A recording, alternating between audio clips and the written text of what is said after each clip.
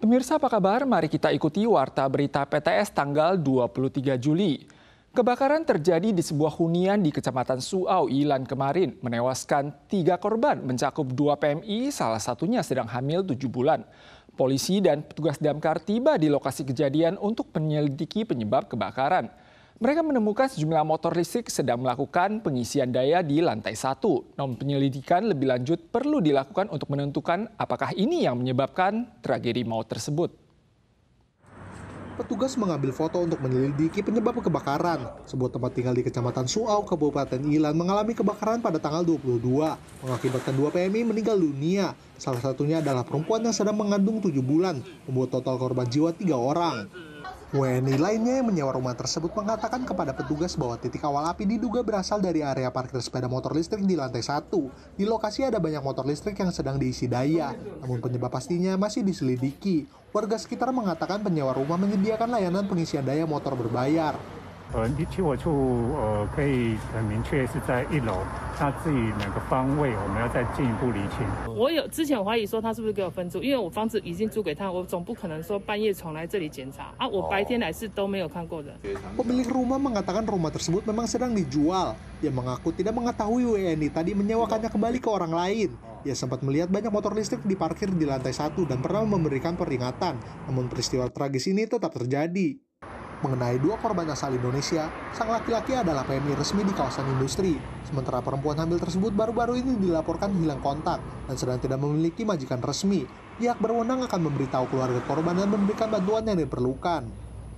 Kecelakaan lalu lintas parah terjadi di distrik Wanli, kota New Taipei, tanggal 23. Sebuah truk pasir yang mengangkut balok baja bertabrakan dengan bus kuokuang menyebabkan 14 orang cedera, termasuk pengemudi dan penumpang serta 1 orang tewas.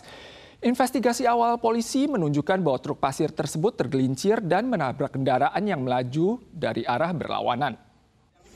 Petugas damkar menggunakan berbagai alat untuk menyelamatkan sopir truk yang terjebak di kendaraan. Kecelakaan ini terjadi tanggal 23 pagi di depan halte bus pabrik batu bata di distrik Wanli, New Taipei. Sebuah truk pengangkut batang baja yang penuh muatan diduga tergelincir kehilangan kendali, menyeberang ke jalur berlawanan dan bertabrakan hebat dengan bus penumpang Kuokuang Water Transport. Bagian depan kedua kendaraan hampir hancur total. 我们初步调查，这台大货车是在下坡路段疑似失控。 那偏离了他原本的车道，驶向对向车道，然后撞上迎面而来的公车。 Dari penumpang bus Kuokuang dan supir sebanyak 42 orang, 27 dalam kondisi baik dan meninggalkan lokasi sendiri. Sementara 15 sisanya termasuk sopir truk pasir, sopir bus Kuokuang, dan penumpang dilarikan ke rumah sakit. Salah satu penumpang, pria berusia sekitar 30-an, ditemukan tanpa tanda kehidupan dan dinyatakan meninggal dunia setelah mendapat pertolongan medis. 一位病患到院已经欧卡，就是说没有呼吸弦跳，然后瞳孔放大。那经过我们急诊团队急救30分以上，人宣告不治。 Kepolisian menyatakan bahwa apakah truk pasir kelebihan muatan atau tidak, serta penyebab kecelakaan secara rinci masih perlu diselidiki lebih lanjut. Mereka juga mengimbau saksi untuk membantu memberikan rekaman kamera dashboard guna membantu penyelidikan dan mengungkap fakta kecelakaan. Taifun ke-7 tahun ini yang dinamakan Francisco telah terbentuk pagi ini dan diperkirakan akan bergerak menuju perairan selatan Ryukyu. Taifun berada di jarak terdekat dengan Taiwan pada hari Kamis dan Jumat. Pakar meteorologi mengingatkan bahwa depresi monsun saat ini sedang aktif bergejolak sehingga berpeluang memicu munculnya 3 taifun sekaligus dalam waktu dekat. Sistem tekanan rendah di perairan timur Filipina telah menguat menjadi Taifun Francisco tanggal 23 pukul 8 pagi dan diperkirakan akan terus bergerak menuju perairan selatan Ryukyu serta berada paling dekat dengan Taiwan pada Kamis dan Jumat. Hujan deras sporadis mungkin turun di wilayah utara, sementara kawasan sentral dan selatan juga perlu mewaspadai perubahan cuaca.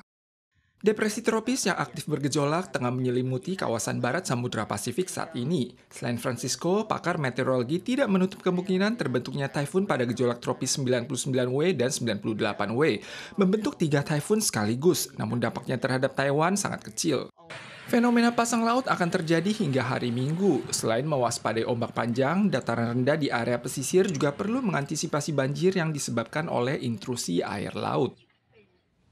Sebuah TK swasta di Miauli dilaporkan terlibat kasus penamparan anak perempuan berusia 4 tahun. Orang tua anak terkejut saat melihat kejadian tersebut lewat rekaman kamera. Pihak TK mengonfirmasi kejadian tersebut dan meminta maaf, menekankan bahwa guru tersebut kehilangan kendali atas emosinya saat menyelidiki kasus cedera siswa lain dan kini ia telah dipecat. Seorang guru memanggil anak perempuan kecil. Baru mengucapkan beberapa kata, ia langsung menampar wajah dan tubuh sang anak hingga nyaris terjatuh. Kejadian yang diduga bentuk pengajaran tidak semestinya ini terjadi di sebuah TK swasta di Miaoli. Orang tua dari anak perempuan berusia 4 tahun itu merasa sangat terpukul melihatnya.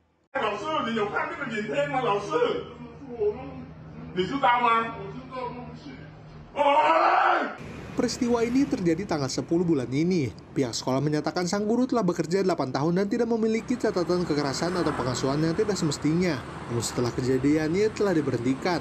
Insiden bermula ketika seorang murid lainnya mengalami cedera mata akibat ditusuk teman sekelasnya. Dan saat guru menanyai anak perempuan yang diduga sebagai pelaku, ia hilang kendali.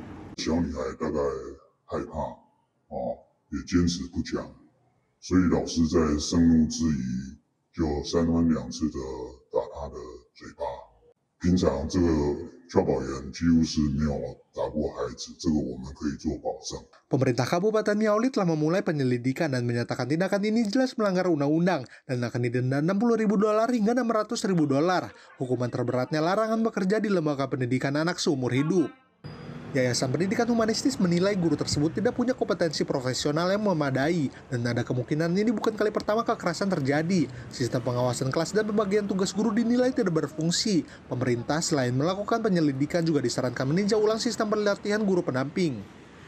Penyakit melioidosis mulai merebak usai Taifun Danas beranjak. Pusat Pengendalian Penyakit kemarin mengumumkan penambahan 6 kasus lokal di Kaohsiung. 2 diantaranya meninggal, total penderita tahun ini mencapai 27 kasus.